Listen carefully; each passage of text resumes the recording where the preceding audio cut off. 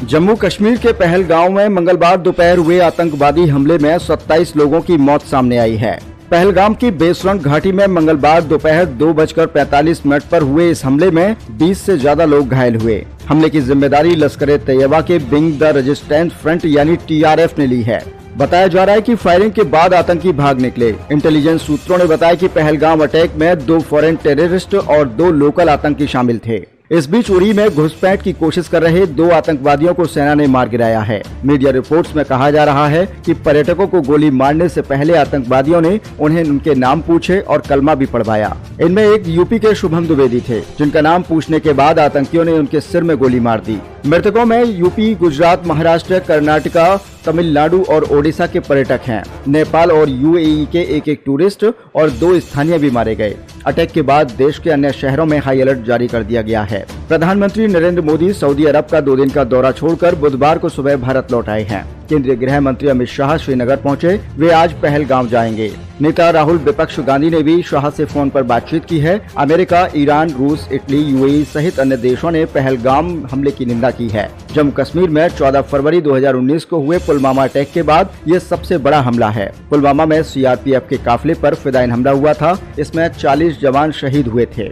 इसकी जिम्मेदारी जैश-ए-मोहम्मद ने ली थी। पहलगाम अटैक के बाद जब भारतीय सेना के जवान बेसरंग घाटी पहुंचे तो वहां मौजूद पर्यटकों ने उन्हें आतंकवादी समझ लिया। ऐसा इसलिए क्योंकि जिन आतंकवादियों ने फायरिंग की वो भी वर्दी में थे। जवानों को देख महिलाएं और बच्चे हाथ जोड़कर रोने लगे। इसके बाद जवानों ने कहा, हम इंडियन आर्मी में हैं। उन्होंने पर्यटकों को सुरक्षा का दिलासा दिया। इस घटना का वीडियो भी सामने आया है। जम्मू कश्मीर के उरी सेक्टर में LOC के पास बुधवार को आतंकी घुसपैठ की कोशिश की गई। इसके बाद भारतीय सेना ने फायरिंग शुरू कर दी। एनकाउंटर अभी जारी है। सेना के अधिकारियों ने कहा कि सुरक्षा बलों ने 2 से 3 आतंकवादियों को घुसपैठ की कोशिश करते हुए देखा था। इस इलाके में सर्च ऑपरेशन जारी है। पहलगाम में हुए आतंकी हमले में कानपुर के शुभम द्विवेदी 31 साल की मौके पर मौत हो गई। आपको बता दें कि शुभम द्विवेदी की 2 महीने पहले शादी हुई थी। वह पत्नी और परिवार के 11 सदस्यों के साथ कश्मीर घूमने गए थे। जम्मू कश्मीर के पहलगाम में हुए आतंकी हमले में हरियाणा के करनाल के रहने वाले लेफ्टिनेंट विनय नरवाल की भी मौत हो गई। उनकी 8 दिन पहले हिमांशी नरवाल के साथ शादी हुई थी। आतंकवादियों ने रायपुर के स्टील कारोबारी दिनेश मिरानिया की गोली मारकर हत्या कर दी।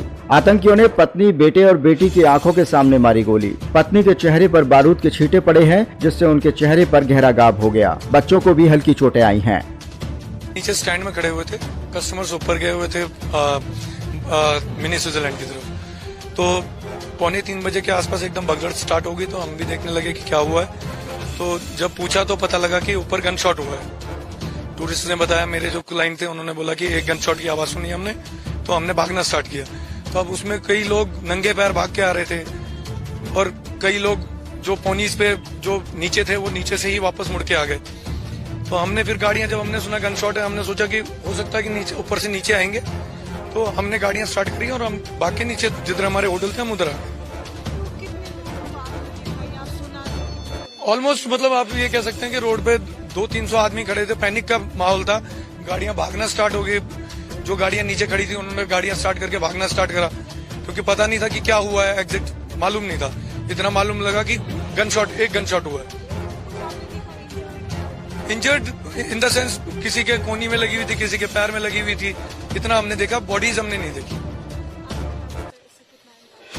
इम्पैक्ट ये है कि जब अभी तो फिलहाल हम बात कर रहे हैं जो जिंदगियां गई हैं, इम्पैक्ट काम का ही है। चलिए वो तो हम अभी उसकी बात ही नहीं कर रहे। अभी इम्पैक्ट ये है कि जो लोगों की जिंदगी गई उनके फैमिलीज पे क्या इम्पैक्ट पड़ेगा।